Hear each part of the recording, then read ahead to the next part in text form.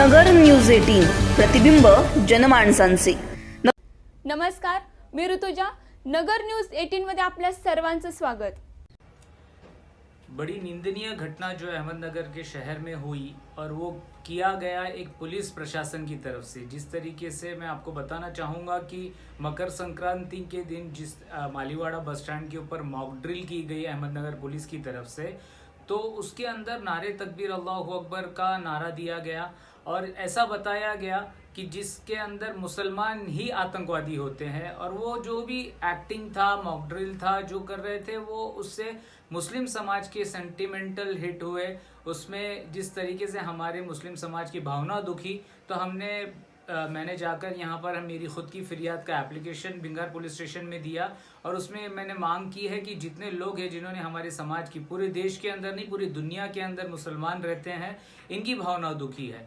मैं आपके माध्यम से ये कहना चाहता हूँ कि अहमदनगर के जो सीनियर ऑफिसर्स हैं उनका इस चीज़ के ऊपर ध्यान होना चाहिए और हम लोग एसपी साहब से इस चीज़ की मांग कर रहे हैं कि जो अधिकारी, जो कर्मचारी जिन्होंने ये द्वेष निर्माण करने का, दो समाज में तिड़ निर्माण करने का और हेट स्पीच की इसके अंदर, इनके ऊपर गुनाह रजिस्टर्ड किया जाए और इनको सस्पेंड किया जाए। और जिस तरीके से खासदार इम्तियाज जलील साहब ने भी इसके अंदर इंटरवेन कर जो महाराष्ट्र के AIMIM के प्रदेश अध्यक्ष और तथा हमारे सबसे बड़ी पार्लियामेंट जो देश की है उसके अंदर जो खासदार की हैसियत से उन्होंने ये मांग की कि इसमें गृह मंत्री ने और जो पुलिस प्रशासन के जो अधिकारी हैं, बड़े मुंबई के जो पूरे महाराष्ट्र के DIG DG हैं, इन्होंने भी माफ़ी मांगना चाहिए। क्योंकि ये तो पुलिस प्रशासन ही दुष्परिणाम के है ना यहाँ पर है ना कृत्य कर रही है।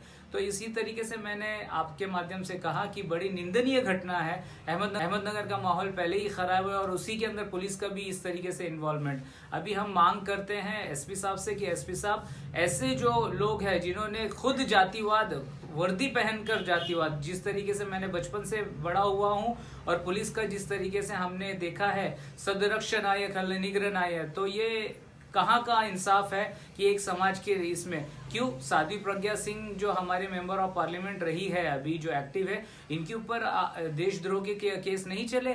हमारे भगवा आतंकवाद के खिलाफ के अंदर हेमंत करकरे साहब ने अपनी शहादत दी। बहुत सारे केसेस ऐसे हैं, कर्नल पुरोहित के ऊपर देशद्रोह का केस चल रहा है, इनके ऊपर आतंकवाद का केस चल रहा है। क्या ये लोग जेल में नहीं रहे?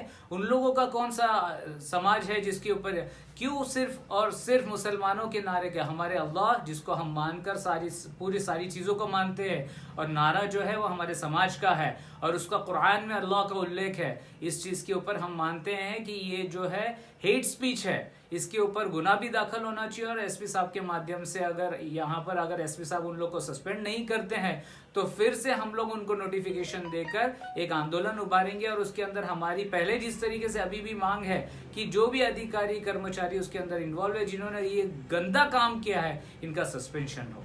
शुक्रिया। महत्त्वाच्या बातम्यांसाठी नगर न्यूज 18 ला सबस्क्राइब करा।